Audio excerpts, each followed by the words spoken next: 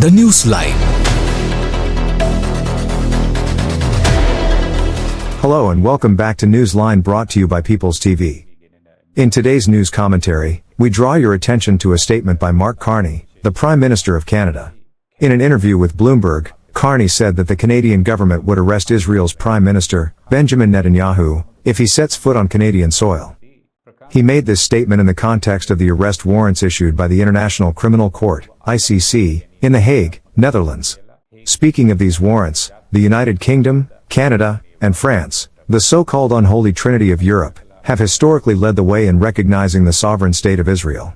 Yet today, the political leaders of these countries appear to be targeting Israel in an increasingly unethical manner. We have already explored the motivations driving France and the UK in this regard.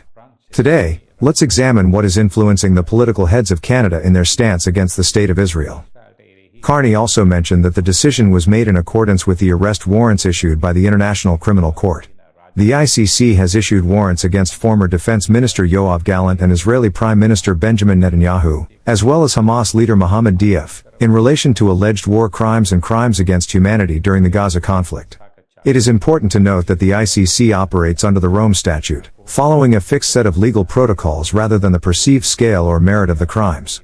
Nevertheless, the international response has been inconsistent. Canada has pledged to enforce the ICC warrants. France has cited Israel's non-membership as a reason not to, and the UK has not clarified its position. This raises questions about whether similar scrutiny and action have been applied toward other parties, including the leadership of Hamas.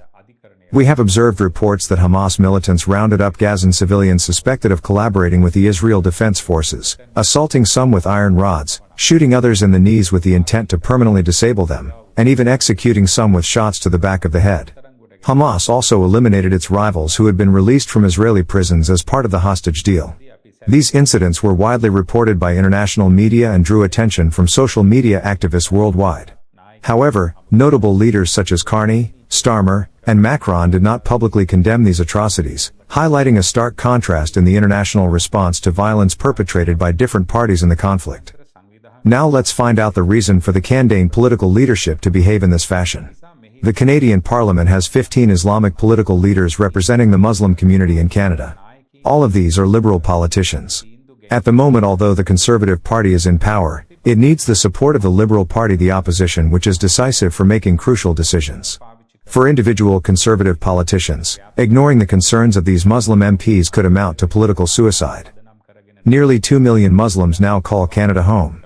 Like elsewhere, their numbers are rising fast, and they are methodically moving into positions of power across the country. In geopolitics, they have become a force that directly shapes policies and decisions. In this climate, Canadian politicians, mirroring their European counterparts, often act as pawns, doing the bidding of radical Islamist forces driving their own agenda. The United States has criticized the ICC's arrest warrants against Israeli officials, including Prime Minister Netanyahu, over alleged war crimes in Gaza. Israel, which signed but never ratified the Rome Statute, is not legally bound by the court's jurisdiction. Palestine, which joined the Rome Statute in 2015, is recognized as a state by many countries but not fully admitted to the UN, limiting its legal standing. As a result, the ICC's authority over Israeli officials remains contested, and U.S. policy reflects its refusal to accept the court's jurisdiction over non-member states. Meanwhile, Carney is under mounting pressure to retract his statement. The Abraham Global Peace Initiative has sharply condemned his remarks. In a pointed letter, Avi Abraham Ben Lulu declared that the ICC has no authority over Israel, branding Carney's statement as powerless, overreaching, and a blatant violation of Israel's sovereignty. In a previous video, we showed that the UK faces a similar problem. While many politicians push anti-Israel agendas, ordinary citizens largely support the state of Israel. Yet Europe's situation is a warning to Sri Lanka. Keir Starmer became Prime Minister with just 9 million votes, while nearly 20 million Britons abstained. When the majority neglects its civic duty, minorities step in and exploit the void. Political divisions among the populace only empower politicians representing minority interests, leaving the majority vulnerable and sidelined. Even in Sri Lanka, the majority is failing to fully exercise their right to vote, while political divisions weaken their influence. If we do not unite and set aside our differences, hostile forces lurking within minority groups will dictate the nation's political direction and determine its future, decisions that could jeopardize the interests of entire communities across the country.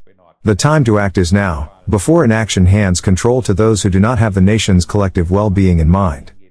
If this report helped you see the situation on the ground clearly, don't keep it to yourself. Like, share, and subscribe to People's TV, where truth has no agenda, and facts speak louder than spin. Subscribe us for more details.